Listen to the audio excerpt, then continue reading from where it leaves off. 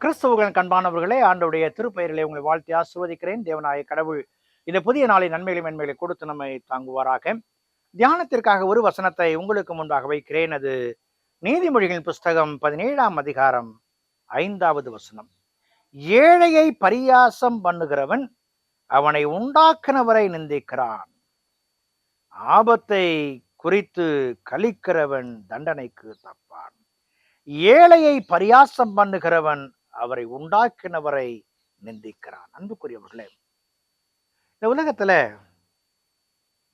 பல நிலைகள்ல பல கஷ்டப்படுகிற பாவப்பட்ட மக்கள் உண்டு. ஏழை என்ற முத்திரையோடு கூட உதவுவதற்கு ஆள் இல்லாமல் பரிதவிக்கிற மக்கள் உண்டு. யாராவது ஒருவருடைய கரிசனை கண் என் மேல் விழாதா, என்னை உயர்த்தி பார்க்க மாட்டார்களா என்று ஏங்குகிற மக்கள் உண்டு. இறைவனுடைய படைப்பில எல்லா மக்களுக்கும் ஒரு கணத்தை ஆண்டவர் வைத்திருக்கிறார். இன்றைக்கு ஆண்டவருடைய பிள்ளைகள் என்று சொல்லுகிற நீங்களும் நானும் அந்த மக்களை காணும் பொழுது எப்படி அவர்களுக்கு வாழ்வளிக்கலாம், எப்படி அவர்களை உயர்த்தலாம் என்கிற சிந்தனை நமக்கு அவசியம் உண்டு.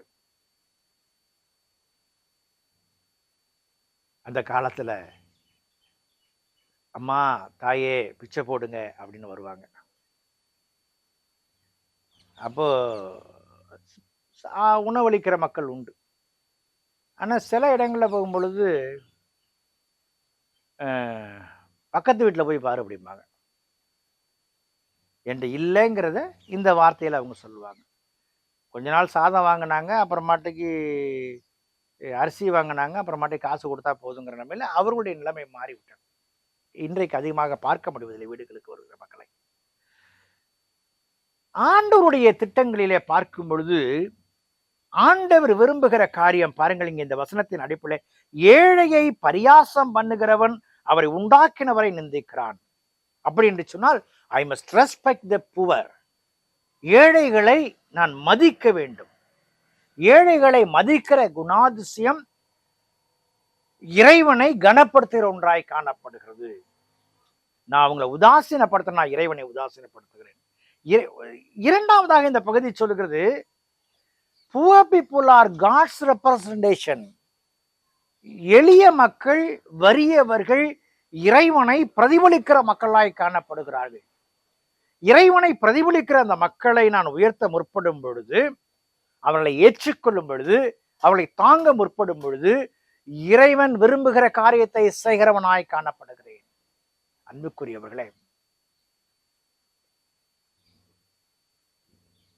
இறைவன் மனிதனை படைத்தார். அவன் ஏழையாய் இருந்தாலும் பணக்காரனாய் இருந்தாலும் அவர்களை மதிக்க கற்றுக்கொள்ள வேண்டும். இரண்டாவது, ஏழையாய் இருந்தாலும் பணக்காரனாய் இருந்தாலும் ஏழை என்று சொல்லும் பொழுது அவன் இறைவனை பிரதிபலிக்கிறவனாய் காணப்படுகிறான். இறைவனுடைய எதிர்பார்ப்பு அங்கே செயல்பட வேண்டும். ஒரு ஊர்ல ஒரு கதையில வாசிச்சேன். ஒரு பிச்சைக்காரன் பிச்சை எடுக்க வீடு வீடா போனான். ஐயா அரிசி போடுங்க, அரிசி போடுங்க. நிறைய அரிசி வாங்கிட்டான். தட்டு நிறைஞ்சு போச்சு. அந்த அரிசியோட அவன் திரும்பி வரும்பொழுது எதுக்கு இன்னொரு பிச்சைக்காரன் வந்தான்.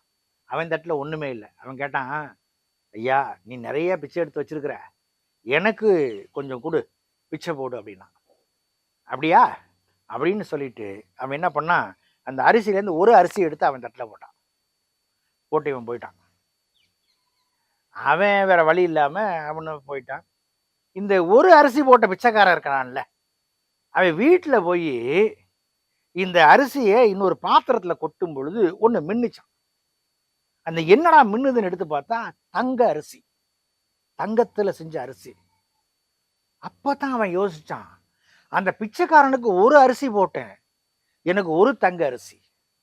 ஒருவேளை பிச்சைக்காரனுக்கு நிறைய அரிசியை போட்டிருந்தனாக்க எனக்கு நிறைய தங்க அரிசி வந்திருக்கும்.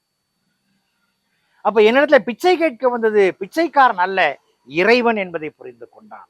அன்புக்குரியவர்களே, இரக்கம் அவசியம். God shown the mercy upon us. Are we showing the mercy to other people?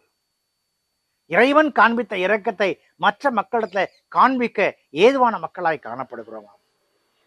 ஆண்டவர் நாம் அதை காண்பிக்க வேண்டும் என்று விரும்புகிறார். காண்பிப்போம்.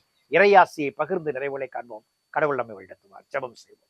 கிருபை நிறைந்த நல்ல ஆண்டவரே, இந்த நாளுக்கு 5 விளைக்காய் நன்றி செலுத்துகிறோம். அன்பின் கரங்களை எங்களை தாழ்த்துறோம் சாமி. நீர் எங்களுக்கு தந்த வாழ்க்கையை இரக்கத்தை பாராட்டி உடைய பிள்ளைகளை கனப்படுத்தி வாழ உதவிச்சு இயேசுவின் ஜெபிக்கிறோம். ஜெபக்குள் பிதாவே. ஆமென்.